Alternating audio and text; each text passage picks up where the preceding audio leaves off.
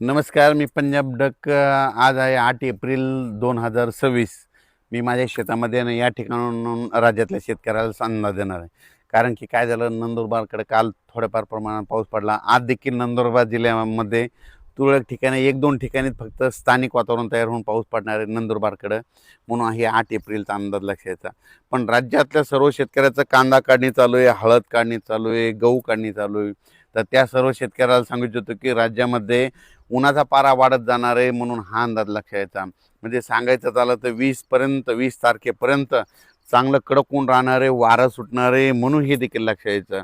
मग राज्यात काही पावसाचं वातावरण आहे का? तर मग तुम्हाला एक सांगू इच्छितो की राज्यामध्ये 17, 18, 19 या दरम्यान काय होणार आहे, थोडं कोकणाकडं म्हणजे कोकणपट्टीकडं म्हणजे सातारा, कुडाळ, सातारा, त्याच्यानंतर पुणे जिल्हा, भोर, महाबळेश्वर, तसंच इकडं नाशिक इगतपुरीपर्यंत काय होणार आहे, 17, 18, 19, 20च्या दरम्यान त्या पट्ट्यामध्ये थोडं पावसाचं वातावरण तयार होणार आहे. म्हणजे ते त्या पट्ट्यातच राहणार आहे. महाराष्ट्रात इकडे या बाजूला येणार नाही, म्हणून हा अंदाज लक्षात घ्यायचा. मग राज्यात सांगायचं झालं तर तिकडं पाऊस पडत असल्यामुळे त्या टायमाला काय होईल, महाराष्ट्रात 18, 19, 20च्या दरम्यान थोडं ढगाळ वातावरण राहणार आहे, म्हणून हे अंदाज शेतकऱ्यांना लक्षात घ्यायचा.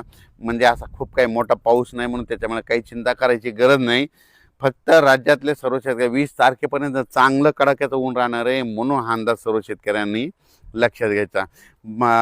राज्यातल्या पूर्व विदर्भ म्हणजे पूर्व विदर्भामध्ये वर्धा जिल्हा झालं, नागपूर जिल्हा झालं, भंडारा जिल्हा झालं, चंद्रपूर, यवतमाळ, त्याच्यानंतर अकोला, वाशिम, त्याच्यानंतर इकडं बुलढाणा, अमरावती, या जिल्ह्यातल्या शेतकऱ्याला सांगू इच्छितो की सध्या तरी तुमच्याकडं पावसाचं वातावरण नाही, म्हणून हा अंदाज लक्षात. चांगली उन्हाची तीव्रता वाढत जाणार आहे, 42, 43, 44 अंशापर्यंत उन्हाचा पारा वाढत जाणार आहे, म्हणून हा अंदाज विदर्भातल्या 6, 5, 11 जिल्ह्यातल्या शेतकऱ्यांनी लक्षायचा. त्याच्यानंतर आपण मराठवाड्याकडे वळू. मराठवाड्याकडे नांदेड जिल्हा झालं, हिंगोली जिल्हा झालं, परभणी जिल्हा झालं, जालना जिल्हा झालं, संभाजीनगर, बीड जिल्हा झालं, धाराशिव जिल्हा, लातूर जिल्हा, ह्या मराठवाड्यातल्या सर्व शेतकऱ्याला सांगू इच्छितो की तुमचा हळद असेल, कांदा असेल, काढायला सुरुवात करा. कारण की सध्या तरी पाऊस 20 तारखेपर्यंत कसलं वातावरण नाही, फक्त 18, 19च्या दरम्यान थोडं ढगाळ वातावरण राहणार आहे, म्हणून हे तेवढंच अंदाज त्यांनी लक्षात घ्यायचा.